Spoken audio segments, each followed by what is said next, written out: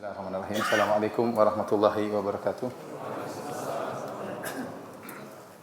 Alhamdulillahi ala ihsani wa syukru lahu ala taufiqihi wa amtinani wa asyhadu an la ilaha illallah wahdahu la syarika lahu ta'ziman li sya'ni wa asyhadu anna Muhammadan abduhu wa rasuluhu da'ila ridwani. Allahumma salli alaihi wa ala alihi wa ashabihi wa ikhwani.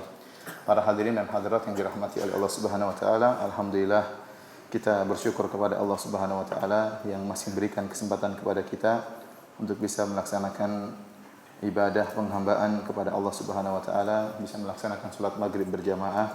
Semoga salat kita diterima oleh Allah Subhanahu wa taala. Salawat dan salam tercurahkan selalu kepada junjungan kita Nabi Muhammad sallallahu alaihi wasallam dan juga kepada ahlul baitnya, kepada keluarganya serta seluruh sahabatnya tanpa terkecuali. Pada kesempatan malam hari ini kita akan membahas suatu hadis ya tentang wasiat Nabi sallallahu alaihi wasallam kepada Ibnu Abbas radhiyallahu taala anhuma yang sebagaimana telah diumumkan ya, dan hadis tersebut termaktub dalam Al-Arba'in An-Nawawiyah ya, yaitu hadis ke-19. An Abdullah bin Abbas radhiyallahu anhuma, dari sahabat Abdullah bin Abbas radhiyallahu anhuma, qala, beliau berkata, kuntu khalfan Nabi sallallahu alaihi wasallam.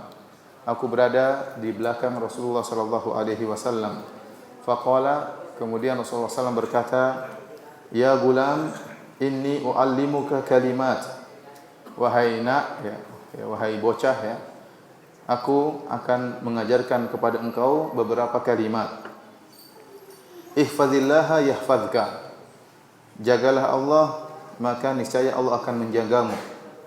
Ihfazillaha tajidhu tujahaka. Jagalah Allah, maka engkau akan dapati Allah berada di hadapanmu. Idza sa'alta fas'alillah, jika engkau minta maka mintalah kepada Allah. Wa idza sta'anta fasta'in billah, jika kau minta pertolongan maka mintalah pertolongan kepada Allah. Wa'lam annal ummata law ijtama'at ala an yanfa'uka bi syai'in lam yanfa'uka illa bi syai'in qad katabahu Allahu lak. Ketahuilah bahwasanya umat ini kalau mereka bersatu untuk memberikan manfaat kepadamu tentang suatu manfaat, maka mereka tidak bakalan bisa memberikan manfaat kepadamu kecuali yang telah ditetapkan oleh Allah Subhanahu wa taala untukmu. Wa in jitama'u, dan seandainya mereka berkumpul bersatu padu ala an yadurruka bi syai'in, dalam rangka untuk memberi kemudaratan kepadamu, lam yadurruka illa bi syai'in qad katabahu Allahu alaik, maka mereka tidak akan mampu untuk memberi kemudaratan kepadamu kecuali dengan sesuatu yang telah Allah catat akan menimpamu. Rufi'atil aklam wa jaffatis suhuf. Pena-pena telah diangkat dan lembaran-lembaran catatan telah kering. Hadis ini diriwayatkan oleh Tirmizi dan beliau berkata haditsun hasanun sahih. Hadis hasan yang sahih. Dalam riwayat yang lain kata Nabi sallallahu alaihi wasallam kepada Ibnu Abbas, ihfazillaha tajidhu amamaka. Jagalah Allah, niscaya kau mendapati Allah di hadapanmu. Ta'arraf ila Allahi fir raha ya'rifka fi syiddah. Kenalilah Allah tatkala engkau dalam kondisi lapang, niscaya Allah akan mengenalmu dan mengingatmu tatkala kau dalam kondisi sulit. Wa'lam anna ma akhta'aka lam yakun liyusibak. Ketahuilah apa yang terluput darimu tidak akan mungkin kau dapati. Wa ma asabaka lam yakun liyukhti'ak, dan apa yang akan menimpamu tidak akan mungkin terhindar darimu. Wa'lam anna an-nasra ma'as sabri. Ketahuilah bahwasanya pertolongan datang bersama kesabaran. Wa annal faraja ma'al karbi, dan ketahuilah bahwasanya solusi datang bersamaan dengan penderitaan, kesulitan yang dihadapi. Wa anna ma'al usri yusra, dan bahwasanya bersama kesulitan itu ada kemudahan. Para hadirin dan hadirat yang dirahmati oleh Allah Subhanahu wa taala, ini hadis yang masyhur ya, yang termaktub dalam Arba'in An-Nawawiyah dan dianggap sebagai hadis-hadis jawami'ul kalim, yaitu hadis-hadis yang kalimatnya singkat tetapi maknanya sangat dalam. Di antaranya hadis Ibnu Abbas radhiyallahu taala anhuma ini. Ibnu Abbas radhiyallahu taala anhuma dikenal sebagai habrul ummah, itu ulamanya para sahabat ya. Oleh karenanya meskipun dia masih muda namun diajak oleh Umar bin Khattab radhiyallahu taala anhu untuk bermusyawarah dengan para sahabat-sahabat senior. Kenapa? Karena ilmunya luar biasa. Ya, padahal dari sisi umur, usia beliau sangat muda. Oleh karenanya Rasulullah SAW meninggal, umur beliau masih nahazil ihtilam, yaitu baru saja dewasa, yaitu sekitar umur 15 tahun atau 16 tahun tatkala Rasulullah SAW meninggal dunia. Berarti pembicaraan Nabi kepada Ibnu Abbas ini sebelum beliau dewasa. Oleh karenanya Rasulullah SAW menggunakan kalimat ya gulam. Ya gulam artinya ya bocah, wahai nak, artinya belum apa? Belum dewasa. Dan Ibnu Abbas ini adalah sepupu Nabi sallallahu alaihi wasallam. Karena ayah dari Ibnu Abbas yaitu Ibnu Abbas namanya Abdullah bin Abbas dan Al-Abbas bin Abdul Muttalib adalah paman Nabi sallallahu alaihi wasallam. Karena Al-Abbas bin Abdul Muttalib saudaranya ayah Nabi Abdullah bin Abdul Muttalib. Oleh karenanya Ibnu Abbas itu adalah sepupu Nabi sallallahu alaihi wasallam, akan tapi umur mereka jauh berbeda. Ayahnya Ibnu Abbas, Al-Abbas bin Abdul Muttalib, umurnya dekat dengan Nabi. Kalau tidak salah cuma beda 2 tahun. Cuma beda 2 tahun. Jadi ponakan sama om ya, umurnya sangat dekat. Nabi adalah ponakannya ayahnya Ibnu Abbas, ponakannya Al-Abbas bin Abdul Muttalib. Sehingga anaknya Al-Abbas bin Abdul Muttalib itu Ibnu Abbas umurnya jauh di bawah Nabi ya. Jadi Nabi berbicara dengan dia, dengan sepupunya, dengan bahasa yang penuh kelembutan. Dan Ibnu Abbas berkata, kuntu khalfan Nabi sallallahu alaihi wasallam. Aku berada di belakang Nabi sallallahu alaihi wasallam. Ini ada dua ihtimal, ada dua kemungkinan. Apakah Nabi sedang berjalan dengan Ibnu Abbas radhiyallahu ta'ala anhuma dan Ibnu Abbas berada di belakang Nabi, ataukah Nabi sallallahu alaihi wasallam sedang naik kendaraan, naik himar atau naik onta, dan Ibnu Abbas dibonceng di belakang Nabi sallallahu alaihi wasallam. Dan Rasulullah SAW dikenal sering membonceng anak-anak kecil ya. Sampai ada seorang ulama menulis tentang 30 orang sahabat yang pernah dibonceng oleh Nabi sallallahu alaihi wasallam, terutama anak-anak yang masih muda dan remaja. Di antaranya Ibnu Abbas ya, di antaranya Usama bin Zaid ya, di antaranya Fadl bin Abbas ya, di antaranya Hasan dan Husain. Ini orang-orang anak-anak yang pernah dibonceng oleh Rasulullah sallallahu alaihi wasallam, sampai disebutkan 30 orang sahabat yang pernah dibonceng oleh Rasulullah sallallahu alaihi wasallam, yang menunjukkan tawaduknya Nabi sallallahu alaihi wasallam. Tapi para hadirin dan hadirat yang dirahmati oleh Allah Subhanahu wa taala, hadis ini mengajarkan tentang ya pentingnya akidah. Sampai-sampai Nabi mengajarkan akidah yang penting ini kepada sahabat yang masih junior ya, masih kecil, Ibnu Abbas. Rasulullah SAW mengatakan, "Inni u'allimuka kalimat." Aku akan mengajarkan kepada engkau beberapa kalimat. Dan kata para ulama, ini di antara metode dalam mengajarkan. Jadi seorang guru tatkala mengajar, dia berusaha memberi muqaddimah dengan kalimat-kalimat yang menarik perhatian. Seperti yang dilakukan oleh Nabi sallallahu alaihi wasallam. Nabi mengatakan, "Wahai Ibnu Abbas, aku akan mengajarkan kepada engkau beberapa kalimat." Jadi sudah terbetik dalam benak Ibnu Abbas tidak banyak, hanya beberapa kalimat. Dan ini menarik perhatian Ibnu Abbas sehingga timbul rasa penasaran dari dirinya, apa yang hendak diajarkan darimu wahai Rasulullah sallallahu alaihi wasallam. Jadi seorang tatkala mengajar perlu menggunakan metode yang menarik perhatian para murid ya. Saya sempat dulu belajar di Universitas Islam Madinah ya. Ada pelajaran khusus tentang ini, bagaimana menarik perhatian, cara mengajar yang baik ya. Waktu itu yang ngajar kurang baik. Ini enggak belajarnya gimana cara mengajar yang baik, yang ngajar kurang baik. Sampai ada seorang ustaz mengatakan, Anda kalau belajar sama seorang guru, kalau Anda lihat dia ngajarnya kurang bagus, ada ustaz ngajar kurang bagus, Anda itu pelajaran bagi Anda. Begini cara yang kurang bagus ya. Maka jangan tiru. Tiru. Jadi intinya kita berusaha mengajarkan dengan cara yang terbaik, dan itu adalah sarana untuk berdakwah, Nabi SAW menggunakan beberapa metode dalam mengajarkan. Seperti Rasulullah SAW mengatakan, salah satu 3 perkara. Orang semua perhatian. Sab'atun 7 perkara. Orang perhatian. Ini u'allimuka kalimat. Aku akan mengajarkan kepada engkau beberapa kalimat sehingga terfokus. Setelah mereka terfokus, ya seperti Rasulullah SAW mengatakan, atadruna mal ghibah, atadruna manil muflis, tahukah kalian apa itu orang yang bangkrut? Ya, ada orang penasaran, apa itu orang yang bangkrut? Ya, Rasulullah SAW membuka dengan muqaddimah yang menarik perhatian para murid. Ini sunnah agar kita bisa menarik perhatian murid. Jangan seorang yang penting saya sampaikan, urusan mau dengar enggak dengar, hidayah di tangan Allah Subhanahu wa taala. Bukan begitu caranya. Kita berusaha menyampaikan bagaimana dengan metode yang menarik agar orang-orang bisa mendapat hidayah tersebut, menyambut hidayah tersebut. Tapi para hadirin dan hadirat yang dirahmati oleh Allah Subhanahu wa taala, untuk mensyarah hadis ini saya akan banyak mengambil dari kitab Jami'ul Ulum wal Hikam karangan Al-Hafidz Ibnu Rajab Al-Hambali rahimahullahu taala, yang mensyarah hadis Al-Arba'in Nawawiyah, dan kemudian dia sempurnakan menjadi 50 hadis ya. 42 hadis dari Imam Nawawi, dia tambah 8 jadi 50 hadisnya. Baik. Yang dimaksud dengan ihfazillah, jagalah Allah, ya tentunya Allah tidak perlu dijaga. Tapi yang dimaksud adalah ihfaz hududallah, jagalah batasan-batasan Allah Subhanahu wa taala. Artinya apa? Tatkala ada perintah, jagalah perintah tersebut untuk kau laksanakan. Tatkala ada larangan, maka jagalah dirimu agar kau tidak melanggar larangan tersebut. Dan Allah memuji orang-orang yang seperti ini dalam Al-Qur'an, kata Allah, wal hafizuna li hududillah, dan orang-orang yang menjaga batasan-batasan Allah Subhanahu wa taala. Allah puji mereka, ya. Dan Allah Subhanahu wa taala juga menyebutkan dalam Al-Qur'an dalam surat Qaf, kata Allah, hadza ma tu'aduna likulli awwabin hafiz. Dan inilah apa yang kalian dijanjikan, itu surga. Inilah surga yang dijanjikan kepada kalian. Siapa mereka? Likulli awwabin hafiz, bagi setiap orang yang senantiasa kembali kepada Allah, wa hafiz, yaitu yang menjaga, awwabin hafiz, yang senantiasa kembali kepada Allah, dan hafiz, dan senantiasa menjaga.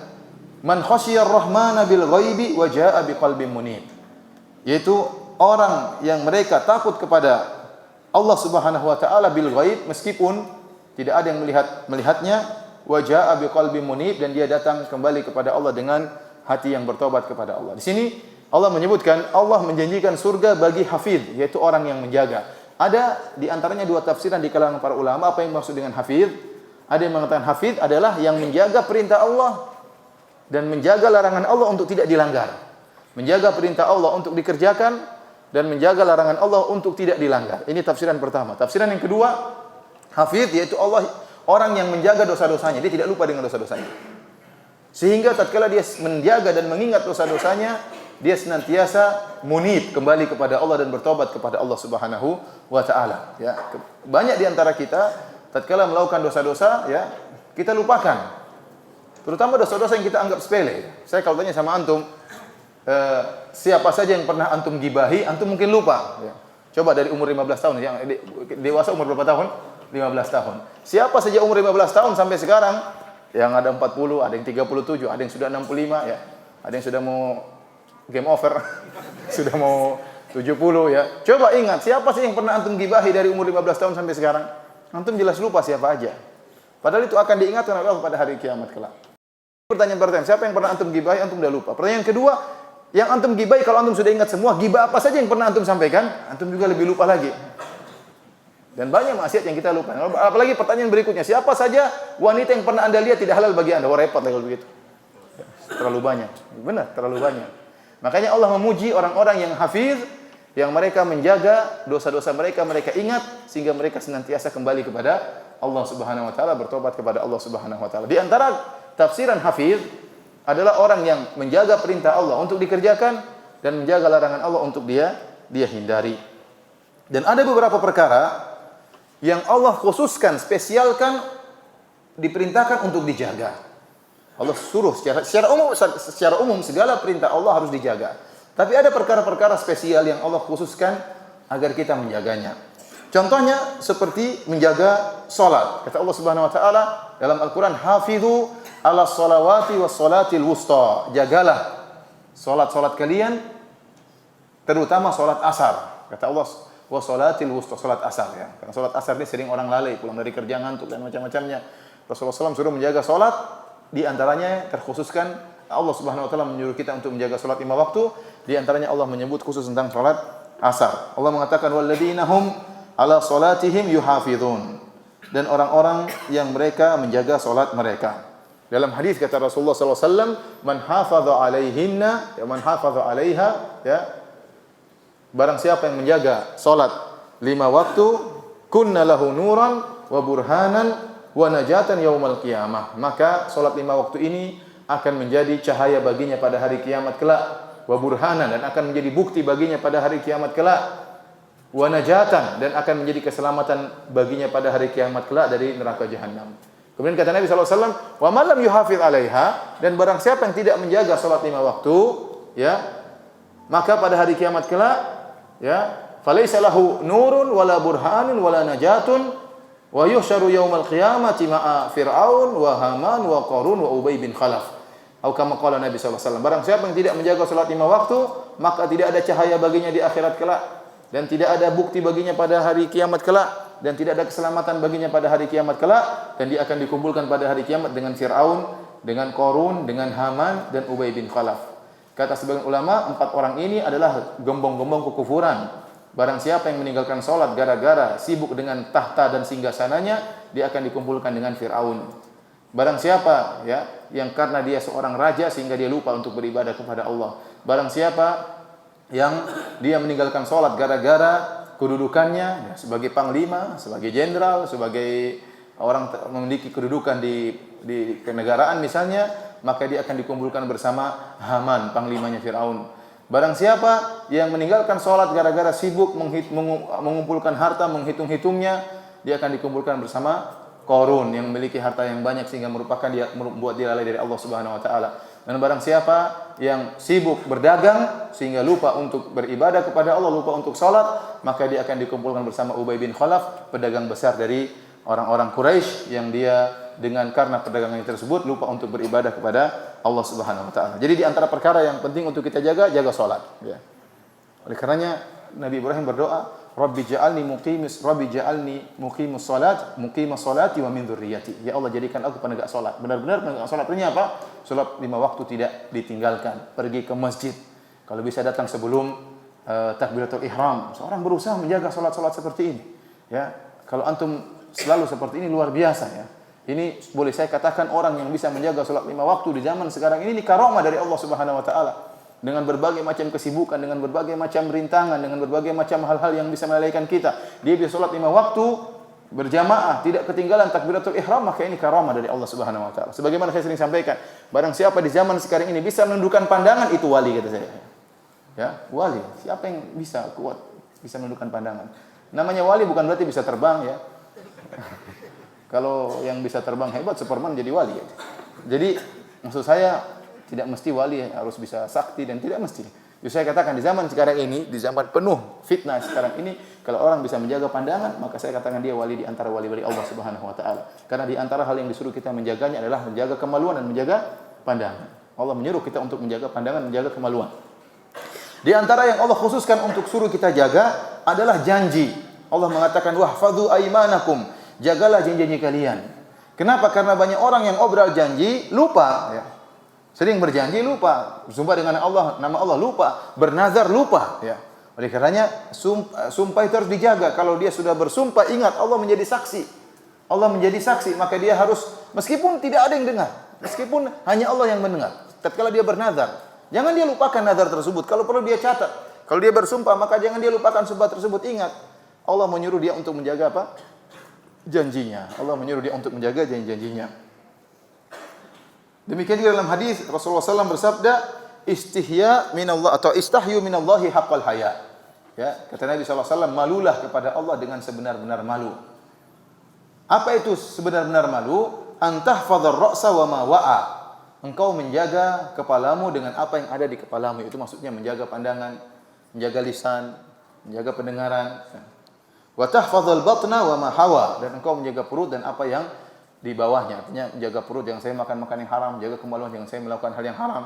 Ya, ini di antara perkara-perkara yang Allah Subhanahu wa taala menyuruh kita untuk menjaganya. Bahkan Allah menyuruh kita untuk menjaga hati, jangan sampai kita terjerumus dalam hal-hal yang dilarang seperti hasad pada saudara kita, berburuk sangka kepada saudara kita. Allah mengatakan wa'lamu annallaha ya'lamu ma fi anfusikum fahdharuh.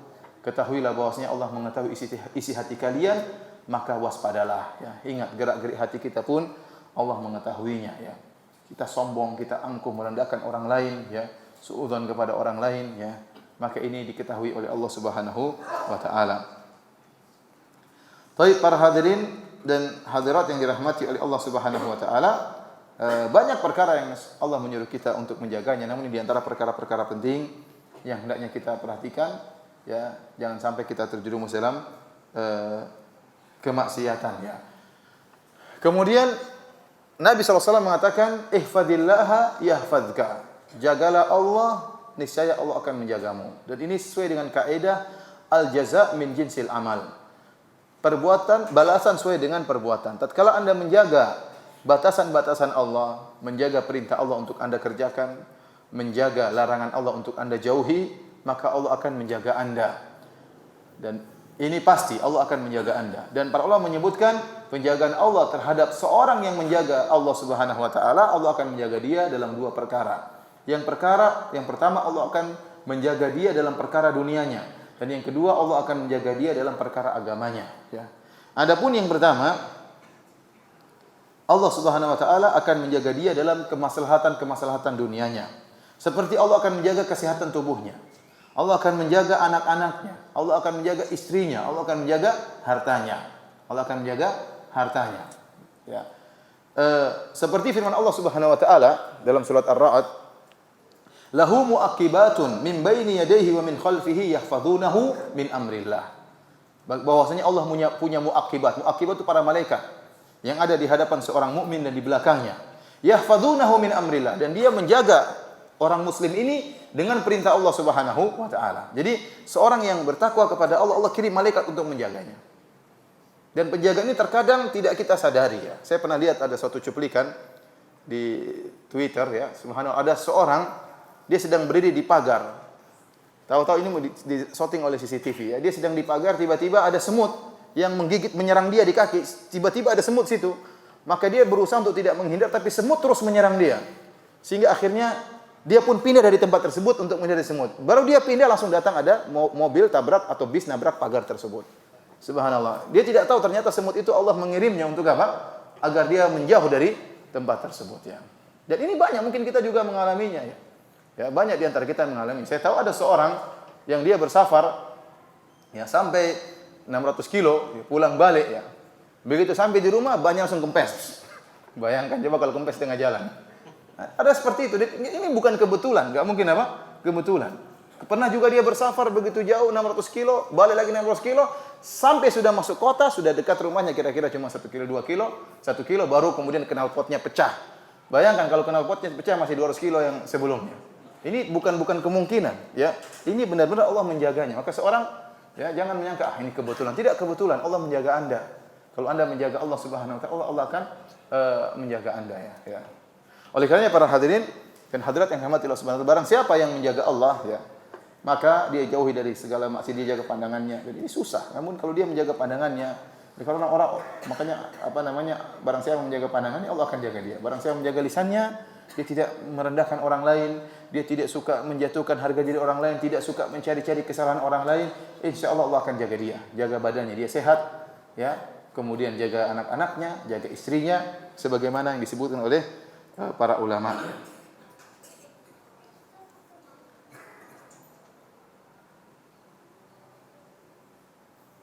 Para hadirin dan hadirat yang dirahmati oleh Allah Subhanahu wa taala, ya, disebutkan oleh Al-Hafidz Ibnu Rajab Al-Hambali rahimahullah, barang siapa yang di masa mudanya dia menjaga anggota tubuhnya tidak bermaksiat kepada Allah Subhanahu wa taala, maka Allah akan menjaganya di masa tuanya. Kata Al-Hafidz Ibnu Rajab, "Kana ba'dul ulama qad jawazal mi'ah sanah wa huwa mumatta'un bi quwwatihi wa aqlihi."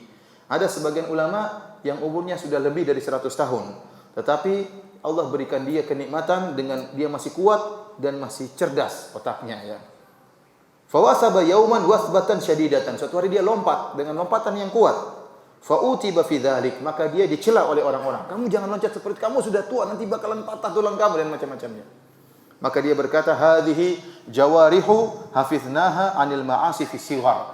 Ini anggota tubuh saya, kaki saya, tangan saya, dulu waktu masih muda saya jaga. Maka Allah jaga tatkala saya sudah tua, ya. Fa hafidhahallahu alaina fil kibar. Maka Allah jaga, ya, anggota tubuh saya tatkala sudah tua. Wa aqsu hadza anna ba'd as-salaf ra'a syaikhan yas'alun nas. Dan sebaliknya, ada sebagian salaf melihat orang yang sudah tua minta kepada masyarakat, minta kepada manusia. Maka faqala inna hadza dayya Allah fi sigharihi fadayyahu Allah fi kibari. Orang ini dulu melalaikan Allah, dia tidak jaga Allah tatkala dia masih muda, maka sekarang Allah tinggalkan dia. Harusnya tatkala sudah tua dia terjaga. Tidak minta kepada orang, Allah akan kirim orang mengurus dia, Allah akan kirim orang membantu dia. Tapi kenapa di masa tua dia seperti itu? Khawatirnya di waktu masih muda dia dahulu tidak menjaga Allah Subhanahu wa taala sehingga Allah lalaikan dia tatkala sudah tua.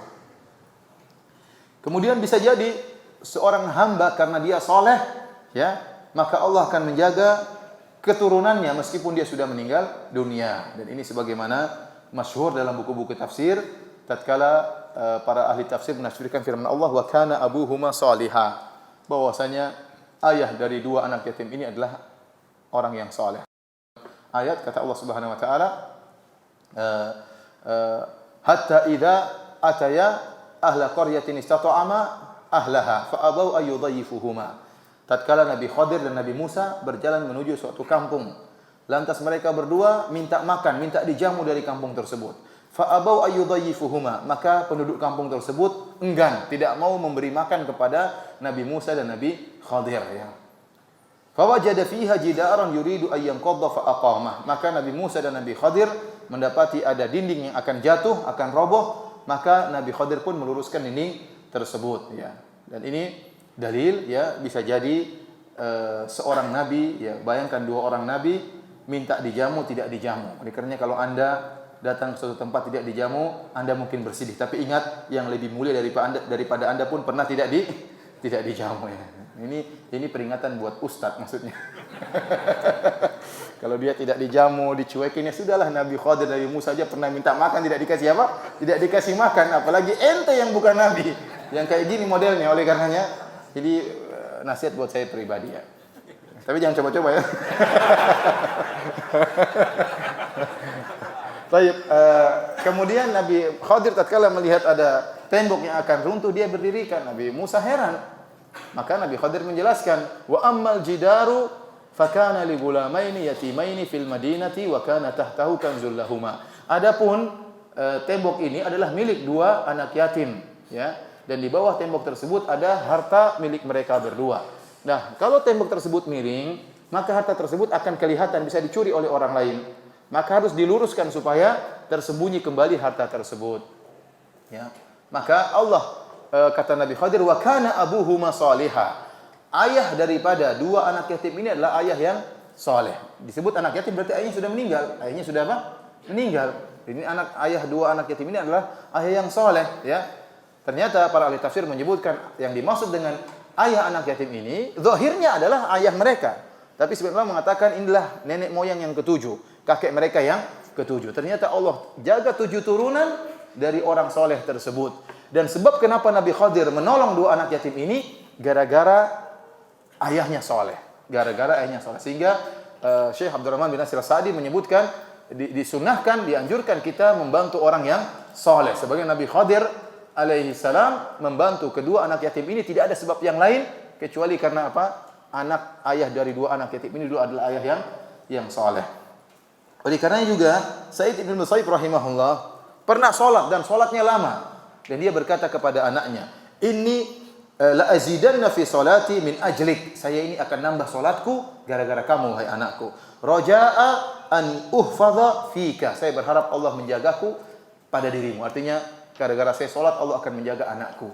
Gara-gara salat Allah akan menjaga anakku. Kemudian dia membacakan firman Allah ini, wa kana abuhuma salihah. Dahulu ayah dari dua anak yatim ini adalah ayah yang orang yang saleh. Oleh karena para hadirin terus apalagi di zaman sekarang ini kita sangat butuh anak-anak kita dijaga. Kalau kita hanya berharap ya anak kita saleh sendiri susah. Kita harus sendiri harus bertakwa ya. Anak kita mudah sekali rusak. Baru keluar berjalan jalan sama tetangga, masuk di sekolah, ketemu macam-macam pergaulan bebas ya. Baca di internet, baca macam-macam. Anak-anak suka ya tatkala sudah masuk di internet sudah dia pengin lihat macam-macam, rasa pengin tahunya besar sehingga akhirnya dia masuk dalam hal yang diharamkan oleh Allah Subhanahu wa taala. Kalau kita tidak menjaga diri kita, kita tidak menjaga pandangan kita, kita tidak menjaga pendengaran kita, kita asik di belakang chattingan sama cewek yang bukan istri kita, ya repot seperti itu ya. Kalau ketahuan sama istri siapa? Enggak, ini ada teman mau cari istri, saya mau bantu. Padahal sebagian teman gitu ketahuan bahwa foto siapa ini? Enggak, ini ada teman mau cari istri, saya bantuin. Padahal dia simpan foto tersebut untuk merojaah tiap malam. Dilihat lagi, enggak boleh. Ya para hadirin Allah Subhanahu wa taala, ya seorang menjaga dirinya. Karena siapa yang bisa jaga istri kita? Saya menjaga anak kita bekerja jauh, apalagi di luar negeri. Meninggalkan anak istri. Kalau kita tidak menjaga diri kita, khawatir Allah akan menjadikan istri kita berkhianat. Khawatir Allah menjadikan anak-anak kita rusak. Oleh karenanya kita kalau bermaksiat segera bertobat kepada Allah Subhanahu wa taala sebelum datang dampak dari maksiat tersebut mengenai keluarga kita.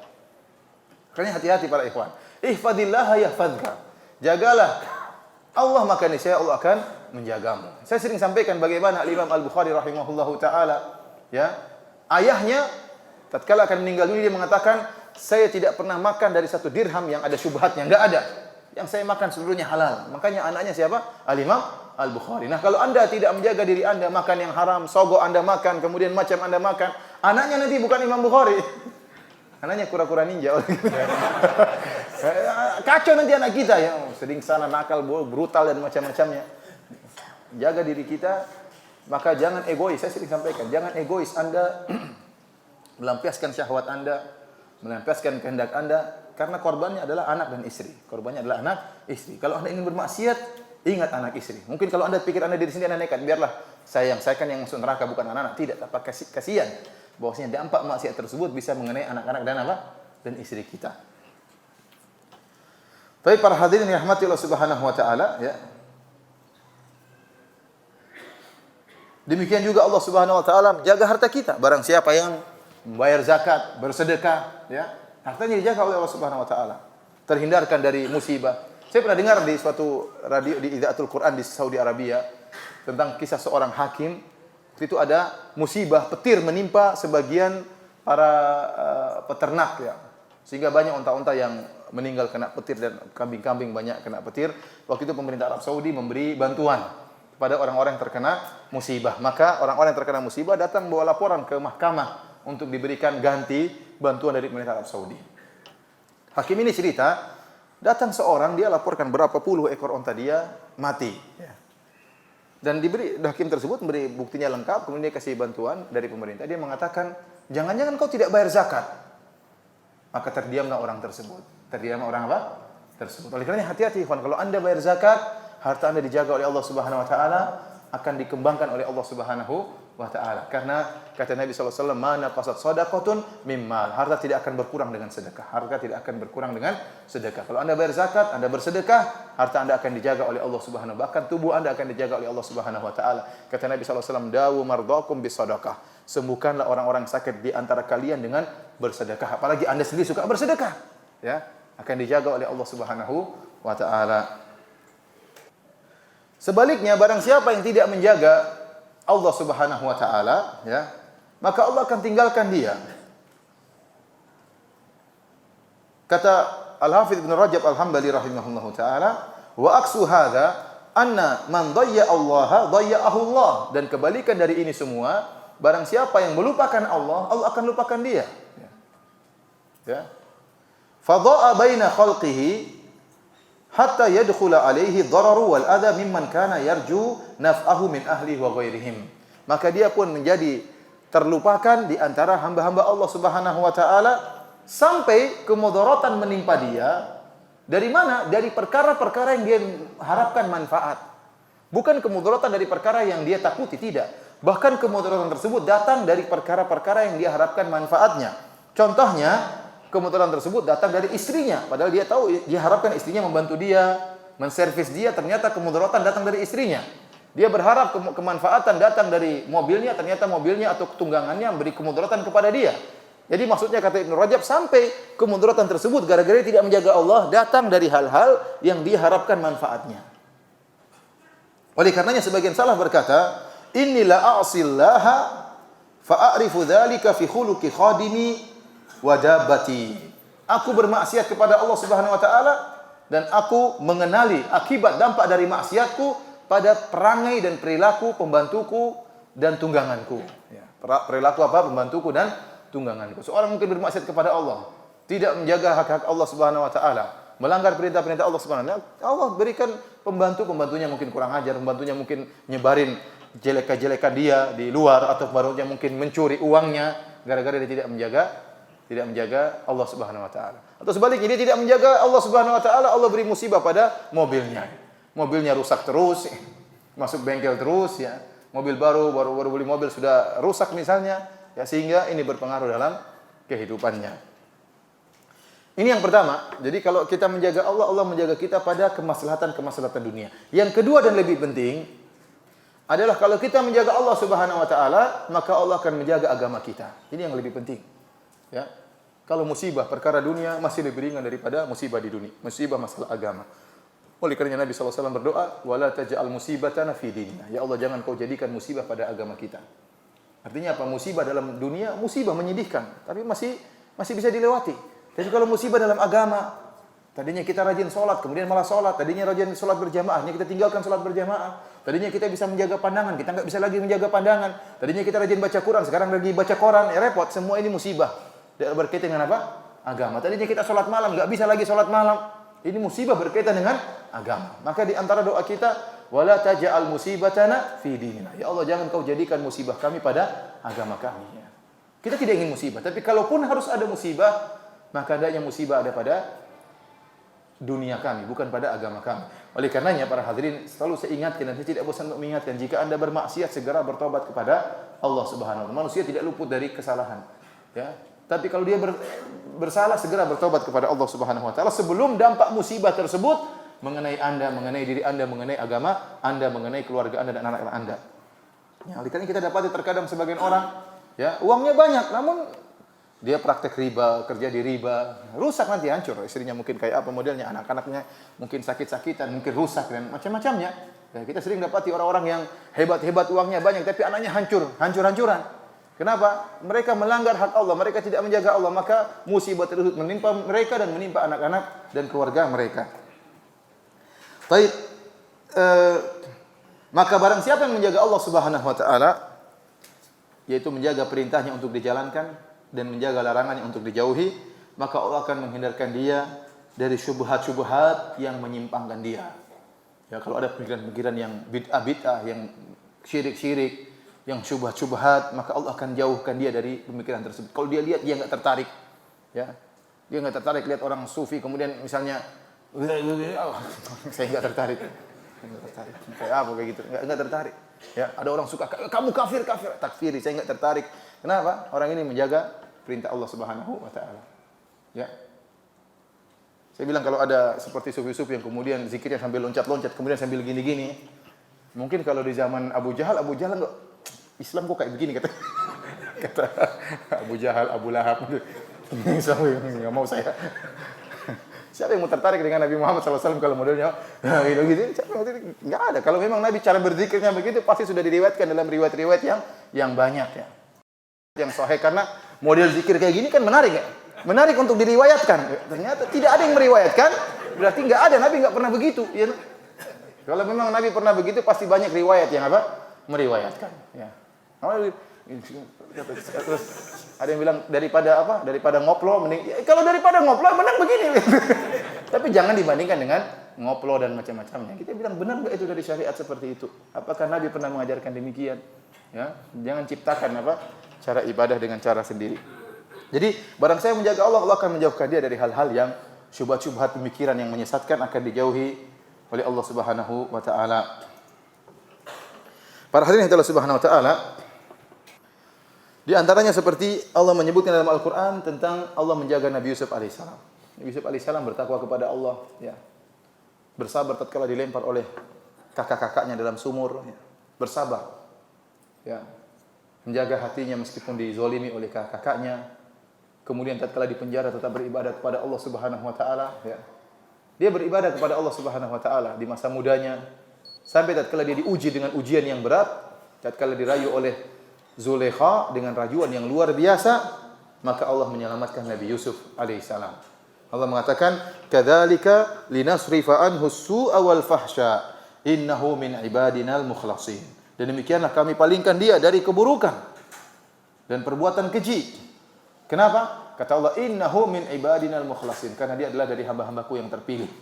Dalam riwayat, dalam qiraah yang lain, innahu min ibadinal mukhlasin. Dia termasuk dari hamba-hambaku yang ikhlas. Oleh karenanya, jika Anda ikhlas dalam beribadah, maka tatkala Anda diuji dengan ujian-ujian berat, Anda bisa lolos. Kenapa? Karena Anda menjaga perintah Allah dan menjauhi larangan Allah Subhanahu wa taala. Siapa yang bisa bertahan dengan ujian yang dihadapi oleh Nabi Yusuf alaihissalam? Ini ujian yang sangat berat. Dan laki kalau sudah diuji dengan wanita, dia pasti KO kecuali yang diselamatkan oleh Allah Subhanahu wa ta'ala. Mau badannya tegar kayak apa, mau badannya kekar kayak apa, kalau sudah dikerling oleh seorang wanita pasti apa? KO, ya, pasti KO. Demikian juga wanita, kalau disedugui oleh lelaki sudah. Kalau sudah syahwat, ya akhi, kalau Anda syahwat masih di awal, Anda masih bisa menghindar. Seorang melihat hal yang haram, astagfirullah, dia masih bisa menghindar. Tapi kalau dia terus, kalau sudah syahwatnya bergelora, tidak mungkin dia selamat. Mustahil dia selamat. Lihat bagaimana wanita-wanita yang tatkala mereka melihat tampannya Nabi Yusuf, syahwat mereka sudah bergelora.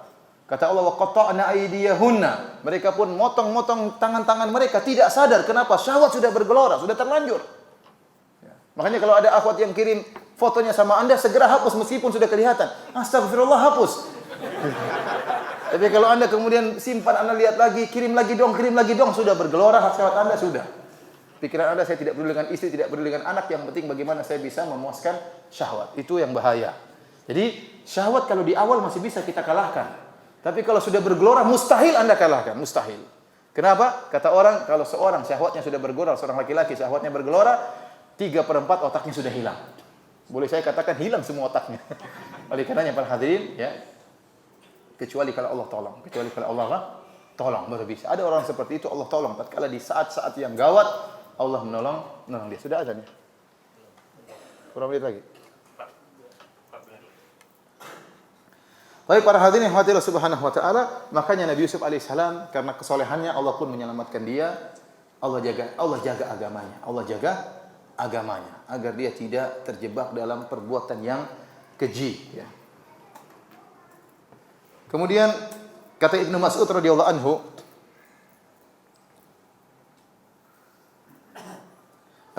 Ibnu Abbas radhiyallahu anhuma berkata dalam tatkala menafsirkan firman Allah dalam surat Al-Anfal, wa'lamu anna Allah yahulu bainal mar'i wa qalbi.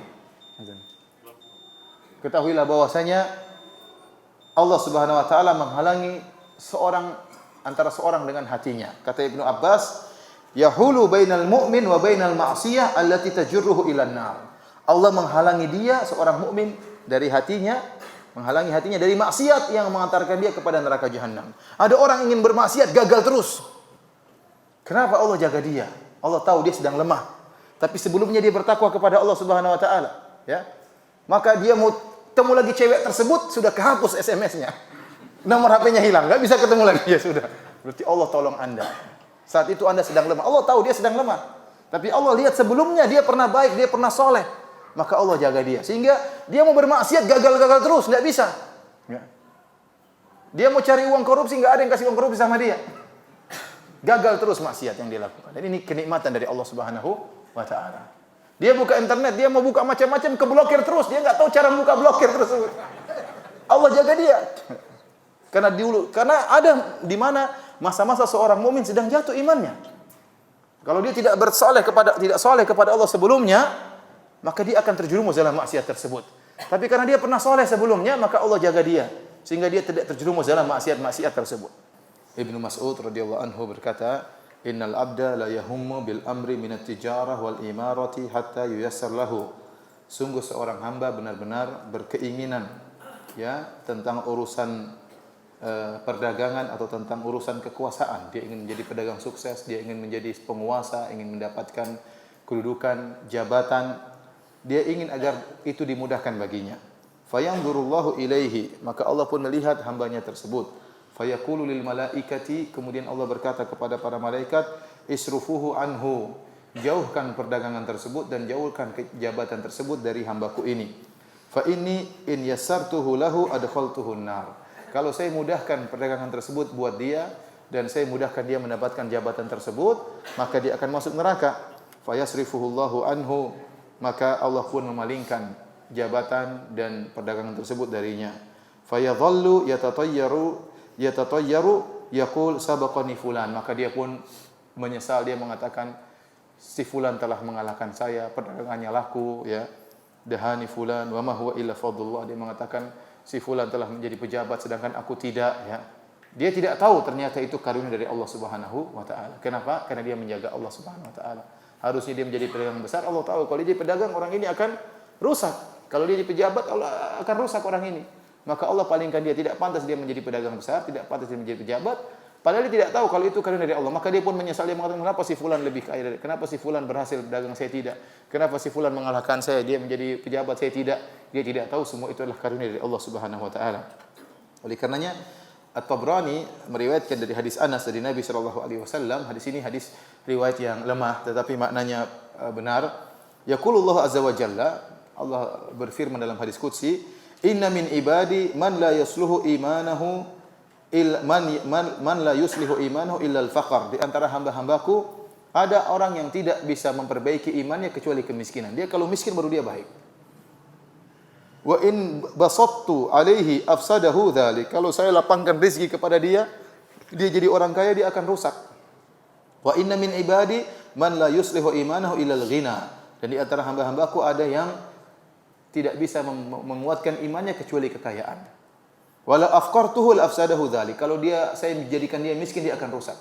Jadikan miskin, dia mencuri, merampok dan macam-macam. Jadi Allah tahu ini si fulan cocok jadi orang miskin, si fulan cocok jadi orang kaya. Antum senang cocok jadi apa? Kemudian wa inna min ibadi man la yuslihu imanuhu illa shihha. Di antara hamba-hambaku ada orang yang tidak bisa menguatkan imannya, memperbaiki imannya kecuali kalau dalam kondisi sehat. Walau asqamtuhu la afsadahu dzalik. Kalau saya menjadikan dia sakit, dia akan rusak. Mungkin dia protes dengan takdir Allah Subhanahu wa taala, mungkin dia mencaci maki Allah Subhanahu wa taala, maka Allah buat dia sehat. Wa inna min ibadi man la yuslihu imanahu illa saqam. Dan di antara hamba-hambaku ada yang tidak bisa memperbaiki imannya kecuali sakit. Walau ashahtuhu la afsadahu dzalik. Kalau saya menjadikan dia orang yang sehat, akan rusak imannya. Ya, kalau dia sakit dia tidak bisa macam-macam ya. Dia bersabar ya, kemudian dia baik baca Quran kerjaannya, kenapa lagi sakit? Kalau dia sehat, rusak dia, main ke sana, main ke sini bermaksiat dan macam-macamnya. Allah lebih tahu akan hal tersebut. Bahkan Allah mengatakan, "Wa inna min ibadi man yatlubu baban minal ibadah." Di antara hambaku ada yang minta salah satu pintu dari pintu-pintu ibadah. Misalnya dia berkata, "Ya Allah, jadikanlah aku orang yang pandai bersedekah. Ya Allah, jadikanlah aku seorang yang bisa puasa sunnah terus ya Allah. Ya Allah, jadikanlah aku seorang dai misalnya. Ya Allah, mudahkanlah aku hafal Quran misalnya." Fa akufuhu anhu. Saya pun menghalangi dia daripada pintu ibadah tersebut. Likaila yudkhiluhul ujub, agar dia tidak tertimpa penyakit ujub.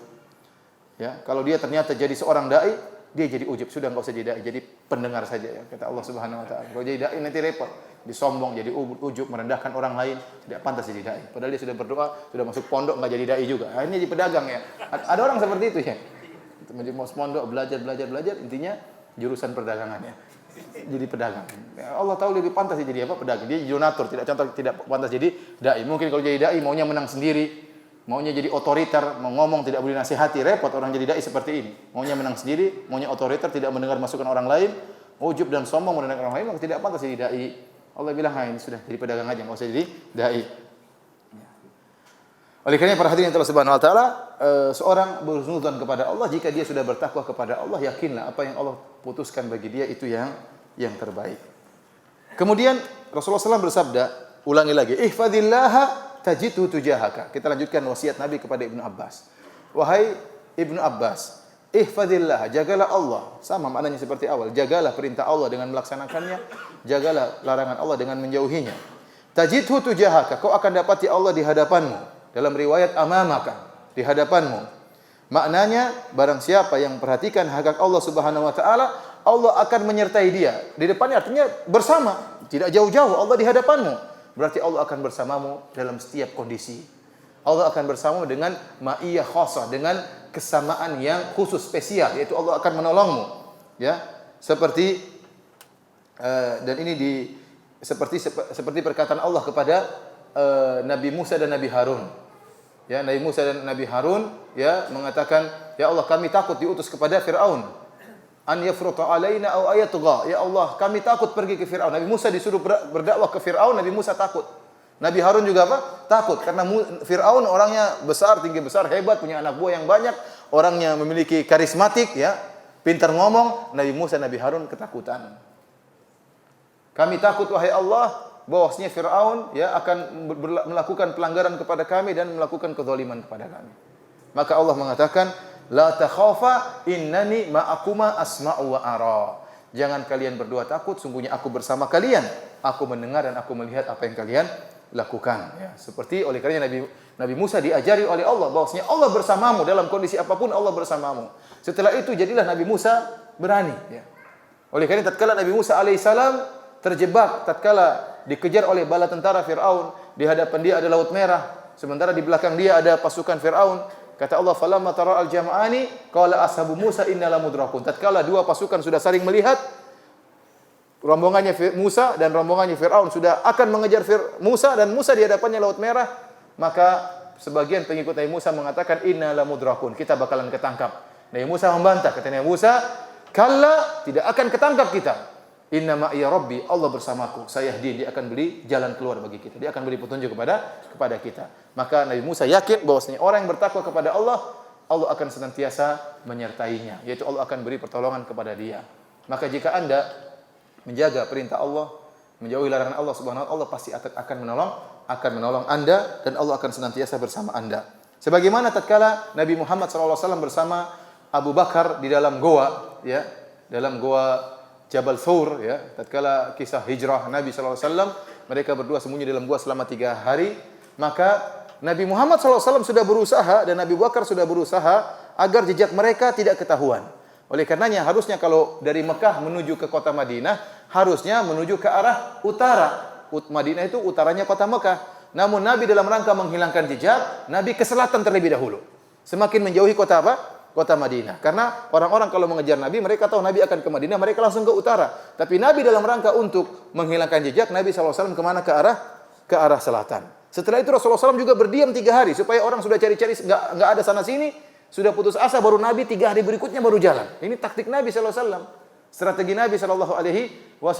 Bahkan disebutkan salah seorang dari budak yang dibebaskan oleh Abu Bakar radhiyallahu ta'ala anhu, yaitu Amir bin Fuhairah. Dia bertugas untuk bawa gembalaan kambing, sehingga kalau ada jejak Nabi dan jejak Abu Bakar hilang dengan jejak kaki kambing. Jadi seluruh usaha dilakukan oleh Nabi SAW.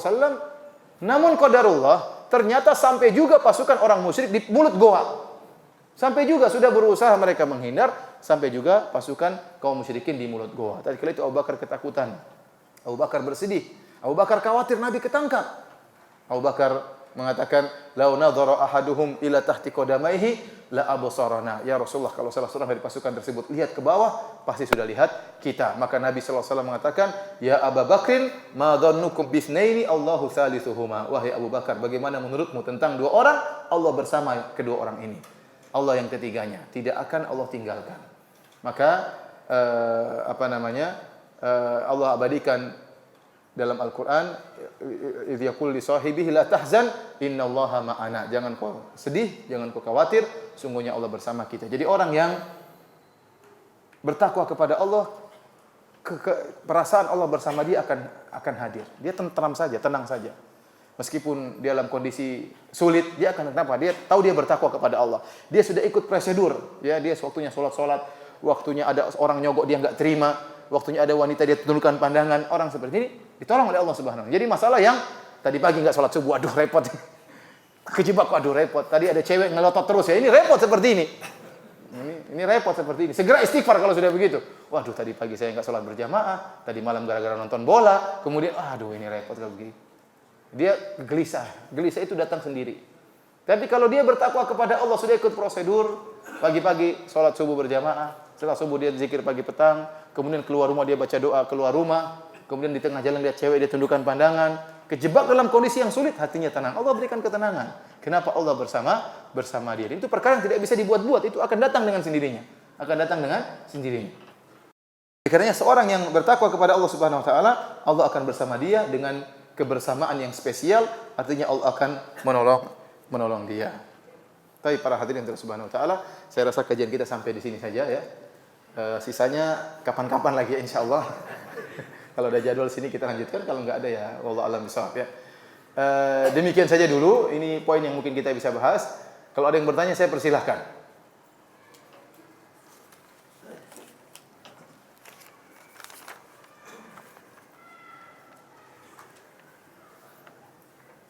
Sikap apa yang harus saya lakukan jika mempunyai tetangga yang tidak mau melakukan sholat di masjid, padahal sebelah rumahnya adalah masjid tempat kami sholat? Mohon nasihatnya.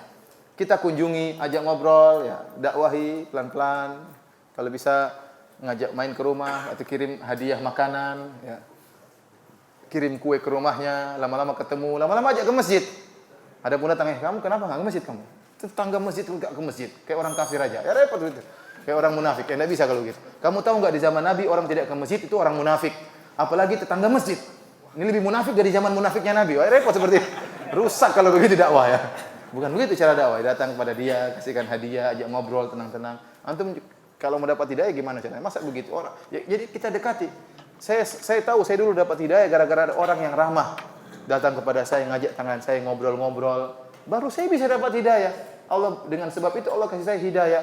Tapi kalau datang orang marah-marah, ngamuk-ngamuk, saya lebih tidak tertarik sama orang ini. Ya, saya semakin menjauhi masjid. Orang masjid begini modelnya, sombong dan angkuh. Ya. Oleh karena seorang tatkala tahu tetangganya seperti itu, ini lahan untuk dakwah. Siapa tahu dia dapat hidayah gara-gara Anda. Setelah itu dia sholat berjamaah terus, ya, maka pahalanya ngalir terus sama Anda. Maka datang kepada dia dengan senyum-senyum, kalau enggak bawa hadiah, ngobrol-ngobrol, ngajak ke rumah makan, ya. Lama-lama main ke rumah dia menjelang waktu zuhur. Ke masjid yuk, sudah azan, gitu caranya. Lama-lama ya dia terpaksa ikut berangkat. Atau enggak bawa ustaz isi pengajian hari ba'da maghrib, undang dia untuk ke masjid, datang ke rumah. Jadi dekati dulu baru kemudian apa? Didakwahi, ya. Intinya kita hanya bisa mendakwahi. Dia tidak mau, kalau tidak mau ke masjid bukan urusan kita. Yang penting Anda sudah berusaha mendakwahi. Berhasil atau tidak berhasil, pahala terus mengalir. Anda sudah dapat apa? Pahala. Karena Anda sudah berdakwah.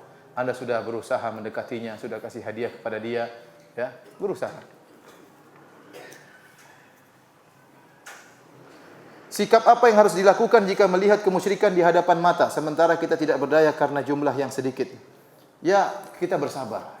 Nabi SAW 13 tahun dakwah di Mekah, tidak bisa menghancurkan satu patung pun di Mekah di sisi Ka'bah yang jumlahnya 360 patung. Kapan Rasulullah SAW bisa hancurkan? Setelah Rasulullah SAW 8 tahun setelah berhijrah di Fatu Makkah, baru Rasulullah SAW hancurkan patung itu semua dengan tongkat beliau dengan berkata, "Wa qul ja'al haqq wa zahaqal batil." 8 tahun berikutnya, 13 tahun tidak pernah bisa menghancurkan satu patung tersebut. Kenapa? Kemampuan tidak ada. Maka itu dari hal ini menunjukkan pentingnya ilmu. Hal tersebut tidak hilang kecuali dengan ilmu. Ya. Maka kita berdakwah dan berdakwah sampai kapan? Sampai meninggal dunia. Ya. Berhasil enggak berhasil urusan Allah Subhanahu wa taala. Ya. Kita berdakwah dan berdakwah. Ya. Ada nabi yang berhasil punya pengikut, ada yang tidak punya pengikut. Ya. Nabi Musa alaihissalam dakwah Firaun dengan Allah turunkan berbagai macam mukjizat yang aneh-aneh. Firaun tetap saja tidak beriman dan para pengikutnya semua tidak beriman. Kecuali ada seorang yang menyembunyikan imannya. Pengikut Firaun, suku Aqbat, suku Kipti tidak beriman. Bahkan terakhir ingin bunuh Nabi Musa, ngejar Nabi Musa alaihissalam. Ya. Tapi Nabi Musa tidak bisa apa-apa, tidak bisa menghancurkan patung-patung di Mesir, tidak bisa. Ya. Sebagai Nabi Muhammad SAW 13 tahun berdakwah di Mekah tidak mampu menghancurkan satu patung pun. Jangankan patung, di Bilal disiksa, Rasulullah SAW tidak bisa tolong. Abu Bakar kemudian membebaskan Bilal.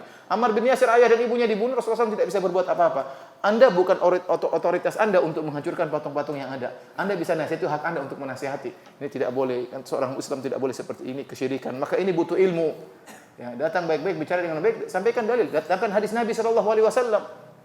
Ada jimat-jimat, sampaikan. Rasulullah SAW memutuskan jimat. Hafalkan dalilnya, sampaikan. Ya. Dan ini yang mungkin maksimal bisa kita lakukan. Adapun mengambil sikap tindakan bukan otoritas kita, bukan hak kita.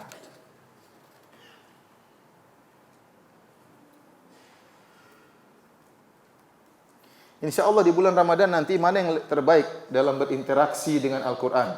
Tilawahkah, tadabbur setiap ayat, atau nambah hafalan? Tiga-tiganya kalau bisa ya. Tiga-tiganya bisa ya. Tapi kalaupun ya menghatamkan Quran itu bagus ya.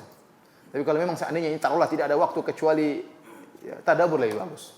Karena tilawah merupakan sarana untuk apa? Tadabbur. Namun bukan berarti saya menyuruh tidak baca Quran, tetap baca Quran. Ada waktu Anda baca Quran, ada waktu Anda stop 1 hari 2 ayat baca tafsirnya. Apa maksudnya? Karena subhanallah Quran itu suatu perkara yang indah. Di antara perkara yang disesatkan oleh Syekhul Islam Taimiyah rahimahullah di akhir hayatnya, dia kurang konsentrasi tentang Al-Quran. Padahal tafsiran dia hebat-hebat.